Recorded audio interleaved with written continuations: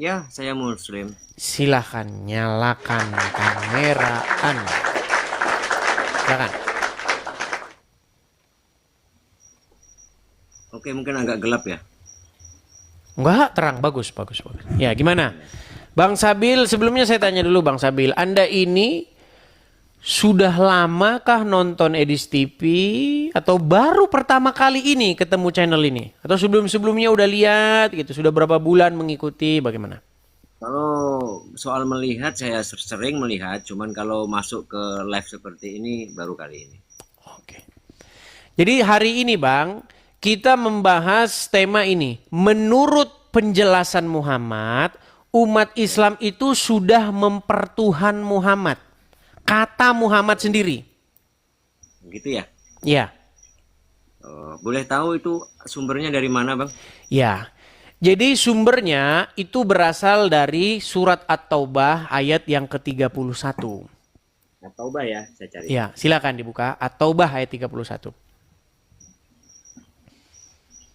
Surat At-Taubah itu adalah surat yang ke-9. Iya, iya. Ayatnya atau nomornya yang ke-31.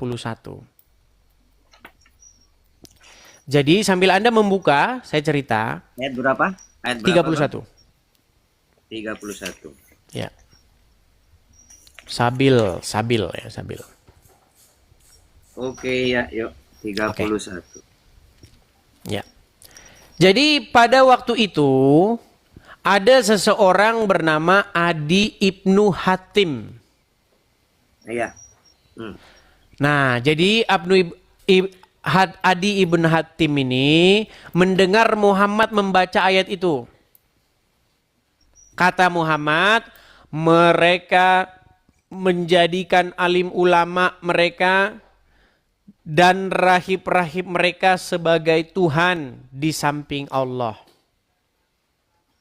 Nah, kemudian Adi Ibn Hatim itu dia nggak percaya atau dia membantah Muhammad. Dia bilang begini, wahai Rasulullah, sesungguhnya mereka tidak menyembah alim ulamanya, tidak mempertuhan alim ulamanya.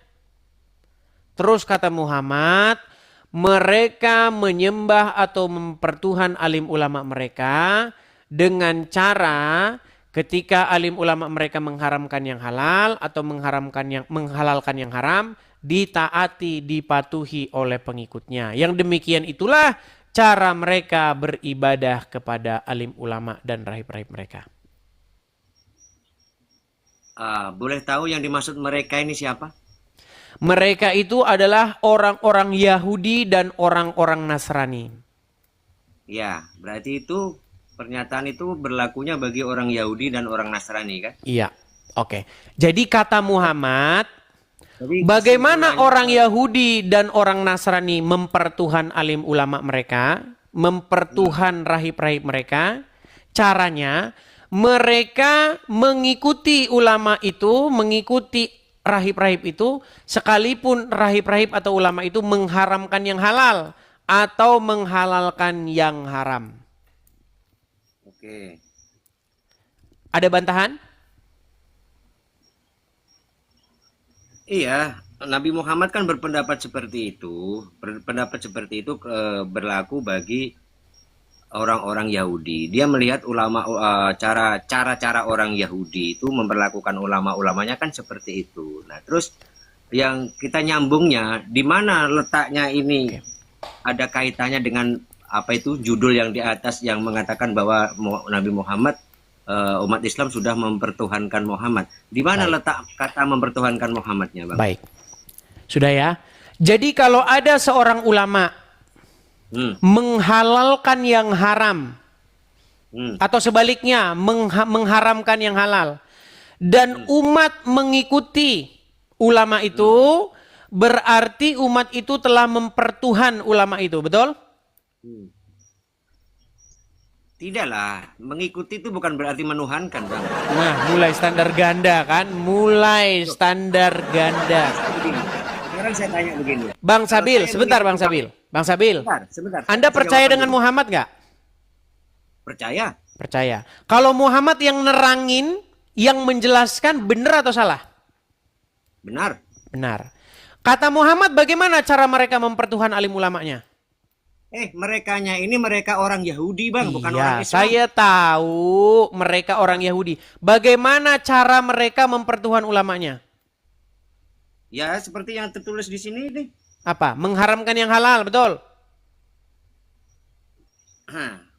Sebentar, di ayat 31 yang menurut Abang bilang tadi kan, di sini katanya 30 ya, 30 dan orang-orang Yahudi bukan 31 ya tadi ya. Mereka menjadikan orang-orang alim Yahudi, ya orang-orang alim dalam tanda kurung di sini Yahudi dan rahib-rahibnya dalam tanda kurung Nasrani, ya sebagai Tuhan selain Allah. Tuhan selain Allah. Bagaimana cara mereka menjadikan itu Tuhan selain Allah? Mereka itu mereka orang Yahudi bukan orang Islam. Jangan diulang-ulang lagi. Saya tahu itu orang Yahudi, orang Nasrani, Sabil. Iya, makanya yang saya tanya bagaimana cara mereka menjadikan mereka itu Tuhan di samping Allah. Caranya bagaimana? Saya berbicara berdasarkan ayat 30 ya. Saya bantu. Saya tahu Anda tidak tahu karena itu tidak ada tafsirnya di situ. Saya bantu dari sini. Itu cuma Quran biasa. Saya bantu Anda. Ini penjelasan Muhammad di dalam kitab tafsir Ibnu Katsir. Bagaimana di sini Muhammad menjelaskan bagaimana cara mereka mempertuhan alim ulama mereka. Kita harus sabar teman-teman. Karena umat muslim ini mereka tidak tahu isi Al-Quran. Kalau mereka tahu sudah saya bilang mereka itu udah buang Qurannya ke tong sampah. Nih. Nah, maaf ya. Omongan Anda ini sangat...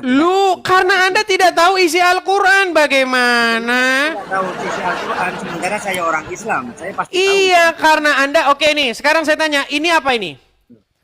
Ini itu tafsir tulisan Ibnu Katsir betul? Ya boleh. Oke. Sekarang ini penjelasan Muhammad. Nih, ini penjelasan Muhammad nih. Penjelasan Muhammad di dalam tafsir Ibnu Katsir surat At-Taubah ayat 31. Perhatikan. Nih ya. Nih. Coba Anda yang baca coba sekarang. Nggak kelihatan, Bang. Oke, saya yang bacakan ya. Saya yang bacakan. Adi melanjutkan kisahnya bahwa ia menjawab. Sesungguhnya mereka tidak menyembahnya. Jadi ada orang namanya Adi ibn Hatim datang kepada Muhammad waktu Muhammad baca At-Taubah 31 itu. Dia bilang begini, kata Adi yang orang Nasrani ini, bilang begini. Mereka tidak menyembahnya Rasulullah. Nggak ada kami menyembah alim ulama kami. Kata Muhammad apa? Tidak. Sesungguhnya mereka mengharamkan hal yang halal bagi para pengikutnya dan menghalalkan hal yang haram bagi mereka, lalu mereka mengikutinya. Yang demikian itulah ibadah mereka kepada orang-orang alim dan rahib-rahib mereka. Ya, terus. Jadi kata Muhammad, orang-orang Nasrani itu mempertuhan rahib-rahib dan alim ulama itu dengan cara yang begini. Anda mau bantah Muhammad nggak? Betul. Sesuai. Baik. Betul ya, terus. Sekarang saya balik dulu kamera saya. Makanya saya harus sabar ngajarin orang muslim ini. Sekarang saya mau balik omongan saya. Dengan standar, saya kasih dulu background saya. Saya kasih background saya dulu. Dengan berdasarkan penjelasan Muhammad itu sendiri, umat Islam itu mempertuhan Muhammad menurut penjelasan Muhammad itu sendiri. Sekarang saya tanya, darah diharamkan nggak oleh Al-Quran untuk dikonsumsi? Haram. Anda tahu nggak pengikut Muhammad meminum darahnya Muhammad? Saya tidak tahu. Tidak tahu, makanya Anda masih Islam. Makanya Anda masih Islam karena Anda tidak tahu. Sekarang saya tunjukkan dalilnya bahwa pengikut Muhammad itu minumin darahnya Muhammad. Nih, perhatikan. Sahabat yang meminum darah Nabi SAW. Sedangkan dalam Al-Quran minum darah itu dilarang. Darah itu haram. Ini khususnya. Nama kitabnya Mafahim Yajib an Tusahhah. Ketika Nabi menyuruh sahabat membuang darah bekas bekam. Hijamah. Ambil darah, pergi buang sana.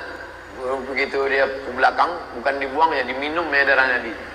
Lalu dibilang, yang mana darah? Kau minum. Kata Nabi SAW, orang yang darahnya bercampur dengan darahku, haram disentuh api neraka. Darah Nabi SAW. Nah, jadi ada sahabat yang meminum darah Muhammad. Apa kata Muhammad? Apakah Muhammad peduli dengan ayat Al-Quran? Muhammad nggak peduli dengan ayat Quran. Terhadap orang yang meminum darah Muhammad itu, Muhammad bilang, haram tubuhmu disentuh api neraka. Pertanyaan saya, dengan standar yang digunakan Muhammad, Muhammad menghalalkan yang diharamkan Allah nggak? Kalau mendengar berdasarkan apa yang saya perdengarkan tadi itu kesannya seperti itu. Oke. Jadi ketika umat muslim lebih taat kepada Muhammad, lebih mendengarkan Muhammad karena Muhammad menghalalkan yang haram, menurut penjelasan Muhammad, umat muslim telah menjadikan Muhammad sebagai Tuhan di samping Allah nggak? Kalau saya tidak seperti itu pandangannya, Bang. Tidak. Memang ini sulit ini.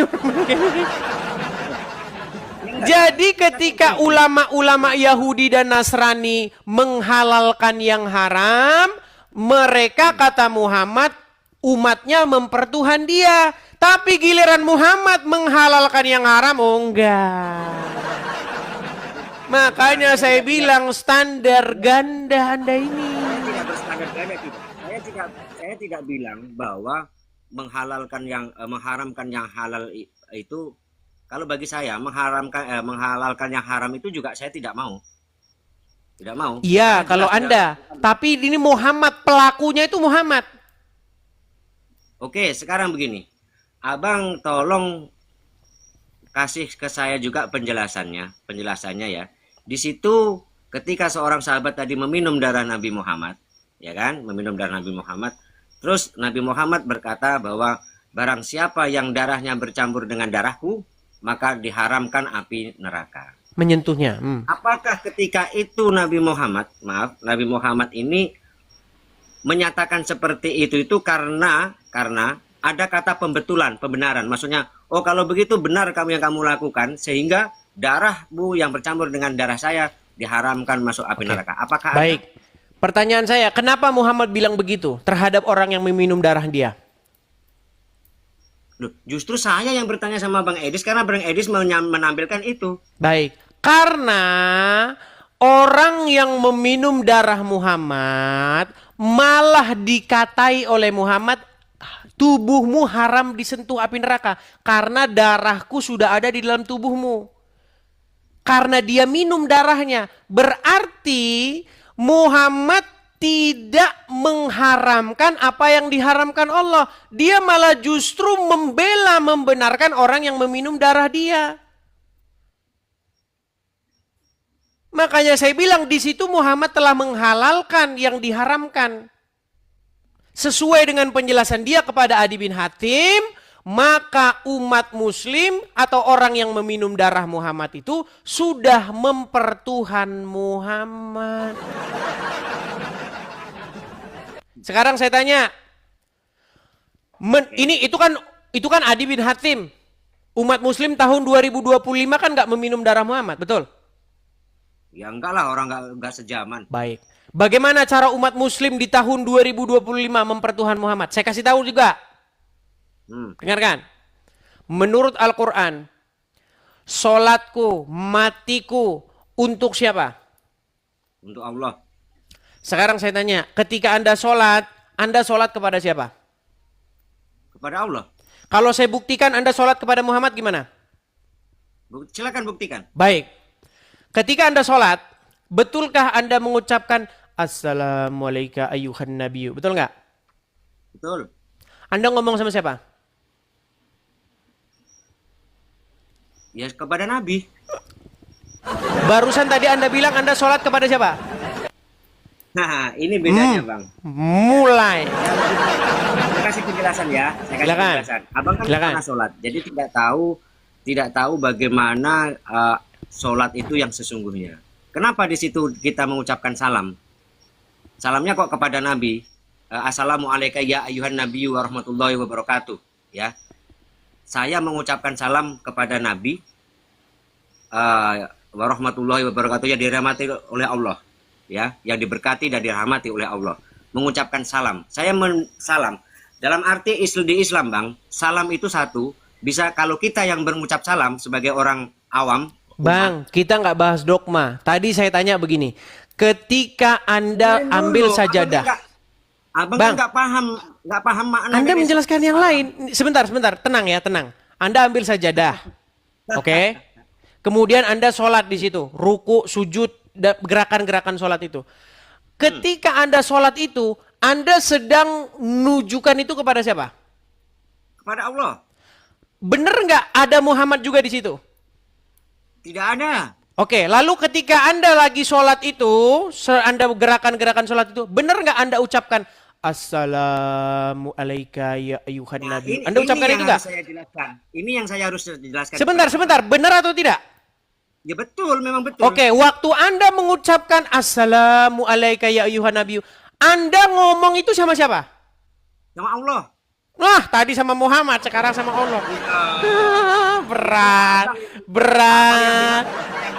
Tadi ngomong sama Muhammad, sekarang sama Allah. Abang yang bilang kalau saya ngomong sama Muhammad. Oke, kita artikan. Assalamu alayka ya ayuhan nabiyu. Bahasa Indonesianya, salam sejahtera kepada engkau wahai nabi. Betul? Oke, silakan. Ketika Anda mengucapkan salam sejahtera kepada engkau wahai nabi, Anda ngomong itu sama Allah apa sama nabi? Sama Allah. Berarti Allah Anda panggil nabi. Bukan, sekarang begini, makanya dengerin dulu penjelasan. Engkau di situ siapa? Dengerin dulu. Salam sejahtera kepada engkau wahai Allah Pak, kepada engkau wahai nabi. Dengerin dulu. Berat saya, memang mereka saya ini. tidak tahu ritual orang di gereja berdoanya seperti apa, saya tidak tahu. Makanya saya tidak pernah mengomentari. Karena itu kan udah urusan pribadi ya kan. Tetapi saya kasih tahu kamu, sholat itu hakikatnya sholat adalah kita berdoa kepada Tuhan. Kita menghadap Tuhan, berkomunikasi dengan Allah, berdoa kepada Allah. Dan salam, ya, salam ini bagi kami yang orang-orang umat ini, salam itu doa, Bang. Artinya saya mendoakan Nabi Muhammad, saya meminta kepada Allah, Assalamualaikum ya ayyuhan nabiyyu warahmatullahi wabarakatuh.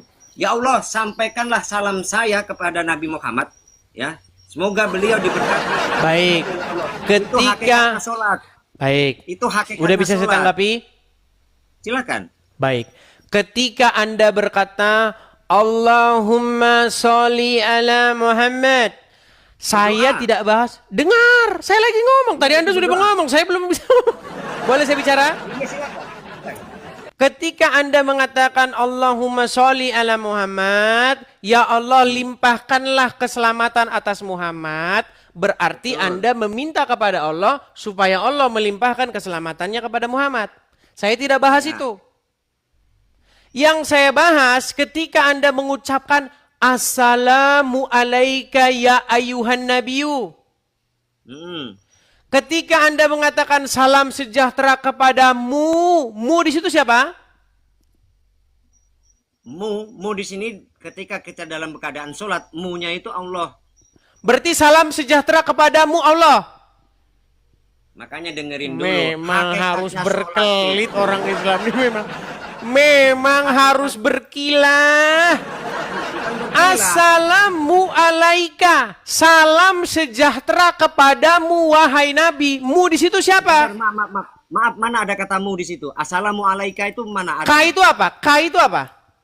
Assalamu alaika itu jamak, Bang. Secara jamak, orangnya tidak ada di situ. Dengar. Kalau assalamu alaikum itu artinya jamak. Kum itu banyak. Salah, kamu nggak ngerti salam, nggak usah ngomentari salam. Saya naikkan satu orang muslim. Nih, Ustadz, kalian nonton ini. Kalian sudah lihat ini. Lihat. Iya, ini banyak yang nonton. Memang berat nih orang muslim. Assalamualaikum saja kagak. Rijal, naikkan, nyalakan kamera. Sebentar, tenang. Orang Kristen Rijal mau mengomentari Islam. Tenang. Sabil, tenang. Ya. Tenangkan dirimu, keraskan. Loh, ini saya sudah tenang. Tenangkan dirimu, tenangkan dirimu, tenang. Gini. Tenang. Kalau kamu Sudah, tidak paham tenang. soal Tenang, tenang. bab soal Al-Quran, Waduh, jangan tenang ya. sekali-sekali membahas Al-Quran. Sudah. Kalau kamu tidak paham dengan Islam, tidak paham dengan sholat, jangan membahas soal sholat karena kamu nggak tahu sholat. Sudah? Kita begitu aja. Saya tidak paham Sudah? apa ya. Tidak paham pribadinya Bang Edis, makanya saya tidak mengomentari Bang Edis. Oke, sudah belum? Edis, Sebentar Rijal, saya mau konfirmasi Edis benar. sedikit Rijal. Saya mau konfirmasi saja. ntar dulu. Apa bedanya sebelum kau konfirmasi, Edis. assalamualaikum dengan assalamualaikum? Ntar dulu. Sekarang saya kasih tahu. Ntar dulu, Dis. Begini, Tenang, Dis. Ketika tenang, kau Rijal. membahas Aduh, ini Al-Quran, pada ngomong semua ini siapa yang mau didengar Ntar ini? dulu. Saya hostnya. Ya, kau naikkan. Saya hostnya Rijal, tenang, Dengar tenang. dulu. Dengar sebentar saja. Kau tahan dulu dirimu, tenangkan batinmu, tarik Jadi ini saya nafas simpel, dalam-dalam. Ini berat ini teman-teman Lepaskan. mereka ini ya. Rijal, saya tidak bahas yang lain-lain. Saya begini, tanya, Dis. apa bedanya assalamualaikum Ketika kau dengan membahas- assalamualaikum? Ntar dulu. Ketika kau membahas hadis dan Al-Quran, sama kau sedang seperti anak TK yang membicarakan Oke lah, ilmu Rijal ini kimia. malah Nggak- ngelantur. nggak Di bawah dulu, sebentar. Saya naikkan satu muslim. Saya hanya mengkonfirmasi saja. Apa bedanya assalamualaikum dengan assalamualaikum? Kok kalian lari kemana-mana sih? Udah saya bilang assalamualaikum itu jamak, assalamualaikum itu tunggal. Kita kasih naik ada Sri Hartati. Sebentar, tenang. Tenang, Ya, ya. sabar. Ya, Orang silakan, muslim silakan. ini teman-teman pandai mengucapkan bahasa Arab tetapi tidak mengerti artinya.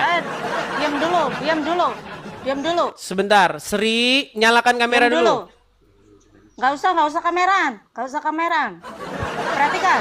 Ini Sri, gara-gara Sri, kamu, tenang Sri, tenang. Edis, Sri, bikin tenang dulu, owner. tenang. Sri. Nggak usah, Sri, nggak ada tenang-tenang. kamera Nggak. di mana? Nggak ada kameraan. Oh, nggak bisa. Nggak ada Saya turunkan. kameraan. Si Sri. Sri, apa kowe lali? Tung. Aduh, si Sri, kowe mbien bakal sego kucing. Nanging saiki dadi wong sugih. Kowe njur lali karo kahanan. Si Sri, aduh, si Sri. Sebentar, saya naikkan dulu satu muslim yang ngerti bahasa Arab karena dia ngeyel ini sama saya ini. Udah dibilang bedanya. Dengerin dulu penjelasan saya. Gini ya, kalau assalamualaikum itu ditujukan kepada 1, 2, 3, 4, 5 orang. Udah Google, barusan Google kan? Saya megang Al-Quran dari tadi saya nggak megang buku. Tadi saya sudah bilang kalau assalamualaikum, kum itu jamak kalian. Tapi kalau assalamualaika, satu orang laki-laki. Ya, satu yang dituju. Oke. Betul. Jadi ketika Anda mengucapkan assalamualaika ya ayuhan nabi. Kata ka di situ engkau bahasa Indonesianya siapa itu? Ya Nabi. Iya Muhammad. Terus tadi kamu bilang Allah. Jadi ketika kamu sholat, kamu mengucapkan assalamu alaika ya ayuhan nabi. Berarti kamu berkomunikasi kepada Muhammad, betul? Iya, makanya saya bilang kamu sholat kepada Muhammad. Dan juga Allah.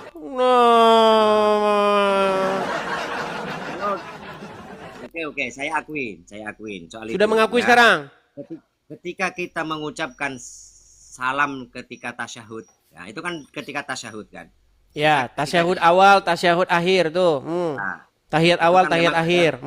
ada salam yang disematkan di situ Kepada yang memang Nabi. ditujukan untuk Nabi memang betul. Iya, Tetapi berarti hakikat- di dalam sholatmu, kamu juga memanggil-manggil Muhammad di situ, betul? kita nggak memanggil Muhammad. Muhammad otomatis hadir lah. Iya, makanya saya bilang Muhammad tuh maha hadir. Makanya saya bilang posisi Muhammad itu kalian per Tuhan. Sekarang begini, saya saya kasih tahu ya. Kita ini kok jadi munafik standar ganda gitu loh. Ketika kami Bukan Kristen, standar-standar. Woi, Bang, kalau kamu tidak Waktu tidak kami- memberi kesempatan saya untuk Silakan. menjelaskan, orang akan menganggap apa ya? Mendengarkan cuma sebelah dari penjelasanmu saja. Cuman Silakan. kamu yang betul. Silakan. Cuman kamu yang betul. Oke, saya kasih tahu. silakan. Memang secara makna assalamualaikum itu satu ditujukan hanya K-nya siapa? K-nya Nabi Muhammad. Kemudian diiringi dengan semoga assalamualaikum ya nabi wa rahmatullah wabarakatuh. Semoga mendapatkan keberkahan rahmat dari Allah. Seperti itu. Kita tujukan kepada Nabi Muhammad. Satu orang saja yang kita tuju. Itu Oke. bukan berarti kita langsung ngomong berhadapan-hadapan dengan Nabi Muhammad. Tidak. Terus kalau Muhammad tidak di depan Anda, kenapa Anda mengatakan assalamualaikum ya Muhammad? Bahkan Bang, kalian bener nggak? Ya Rasulullah, betul nggak? Kalian bilang begitu? Sekarang saya tanya begini. Ketika kamu Dijawab berdoa, dulu, sebentar. Tunggu dulu. Saya mau menjawab satu persatu nih kan. Satu Oke, persatu. coba. Ketika kamu berdoa juga, berdoa misalkan kepada wahai Yesus katanya. Wahai Yesus. Nah, kamu masalahnya bilang seperti- kami ngaku, saya ngaku. Saya orang Kristen, saya mengaku bahwa Yesus itu maha hadir. Saya orang Kristen mengaku bahwa saya mempertuhan Yesus. Saya mengaku itu. Masalahnya kalian orang Islam gak ngaku. Kalian melakukan hal yang sama. Contoh, saya kasih contoh. Kami di gereja Bang, ketika kami berangkat gereja, kami mengangkat tangan ke langit begini. Kami berseru-seru ya Yesus, ya Yesus. Terus ada orang Islam lewat. Orang Karesteng lagi nyembah Yesus. Ya kan? Jangan ngegas-ngegas motor. Orang Karesteng lagi di gereja itu manggil-manggil Yesus. Kan? Mereka lagi nyembah Tuhannya. Oke, memang saya akui. Sekarang bagaimana dengan umat muslim yang gelar tikar di jalan, nutup jalan raya, lalu mereka bilang begini, ya Rasulullah, ya Habibi, ya Muhammad, betul nggak? Kalian melakukan hal yang sama? Sama. Jadi kalau orang Kristen lewat, orang Islam lagi nyembah Tuhannya Muhammad. Ya jangan marah. Karena kita menggunakan standar yang sama. Gimana Anda ini? Itulah yang membedakan antara Islam dengan Kristen, Bang. Yang membedakan ketika kami berseru ya Yesus, Yesus di sorga. Ketika kalian mengatakan ya Rasulullah, ya Muhammad, Muhammad ada di kuburan. Itulah bedanya. Gimana sih? Sekarang saya kasih tahu ya.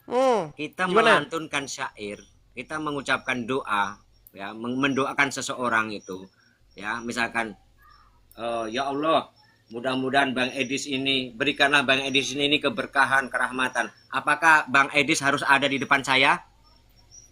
Kalau Anda bilang ya Allah, Nggak ada berarti suaranya, Bang. Nggak ada suaranya. Nggak ada suaranya. cek 1 2 3. Gimana? Nggak ada, hilang. Suaranya hilang. Tidak ada suara. Waduh, bagaimana ini kok tidak? Nggak ada. Cek 1